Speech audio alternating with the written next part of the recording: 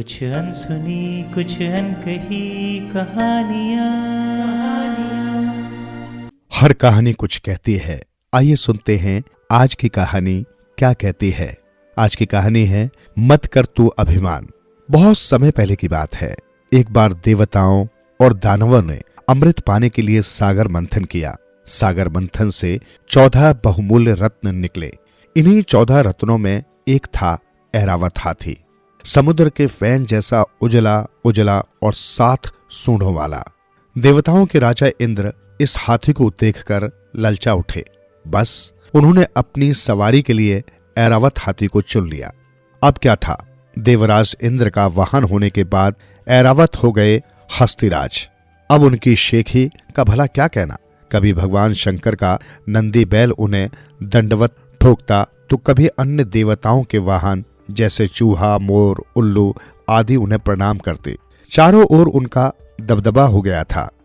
उनकी शान शौकत का डंका चारों दिशाओं में बजने लगा। दिनों दिन झूठी शान के मारे ऐरावत महाराज फूलकर कुप्पा हुए जा रहे थे। एक दिन की बात है, देवराज इंद्र ऐरावत पर सवार होकर कहीं जा रहे थे। रास्ते में उन्हें महर्षि दुर्वासा मिल गए। उन्होंने देवराज इंद्र को पारिजात के फूलों की एक माला भेंट की। इंद्र ने वो माला ऐरावत के मस्तक पर डाल दी। ऐरावत ने उस माला को अपनी सूंड से खींचकर जमीन पर पटक दिया और उसे पैरों के तले रौंद डाला। अपनी भेंट का ऐसा अपमान होते देख महर्षि दुर्वासा क्रोध से आग बबूला हो गए। उन्होंने इंद्र को शाप दे दिया कि तुम्हारी राजलक्ष्मी नष्ट हो जाए और ऐरावत से कहा, तुम्हारे घमंड को चूर करने के लिए तुम्हें शीघ्र ही सबक मिलेगा। कुछ दिन बीतने पर सूर्यवंश के राजा भृगु ऐरावत के पास पधारे।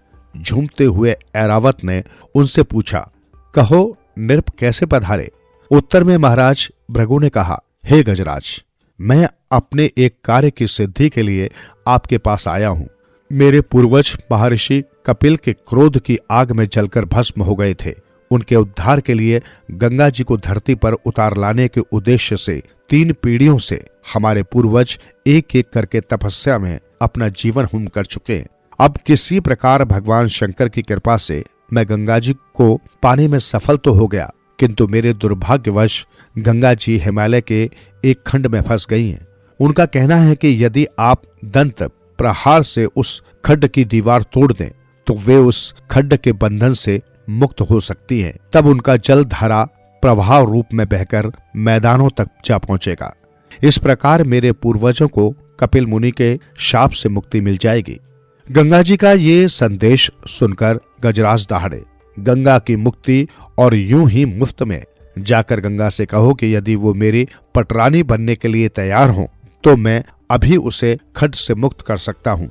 महाराज भृगु लौट पड़े और गंगा जी से ऐरावत का संदेश कह सुनाया। गंगा मुस्कुराई। उन्होंने मन में विचार किया कि अब इस घमंडी हाथी को पाठ पढ़ाने का अवसर आ गया है। वो महाराजा भृगु से बोली, ऐरावत से जाकर कह दो कि गंगा को तुम्हारी शर्त मंजूर है। अब क्या था, ऐरावत झूमता झामता और अपने दंत प्रहार से उस खड्डे की दीवार को तोड़ने लगा। फिर जैसे ही खड्डे की दीवार टूटी, गंगा जल के प्रबल प्रवाह ने ऐरावत को चारों ओर से घेर लिया। गंगा का प्रबल जल प्रवाह अपने साथ साथ ऐरावत को भी खींच ले चला। विशालकाय ऐरावत गंगा जल में डूबने उतरने लगा। वो त्राहिमाम कहता हुआ माता गंगा से प्रार्थना करने लगा। अब गंगा माता तो ठहरी दया की अवतार। ऐरावत का करुण क्रंदन उनसे न सुना गया। उन्होंने अपनी लहरों को शांत कर लिया और ऐरावत से कहा, गजराज, घमंड व्यक्ति की ख्याति को नष्ट कर डालता है। जाओ, मैंने तुम्हें क्षमा कर दिया। आज के बाद कभी भी घमंड मत करना। सुनते रहो दिल से यूं ही कहानियाँ। कहानियाँ आपकी, हमारी और सबकी, जो दिलों को छू लेती है। सुनते रहें कहानियाँ।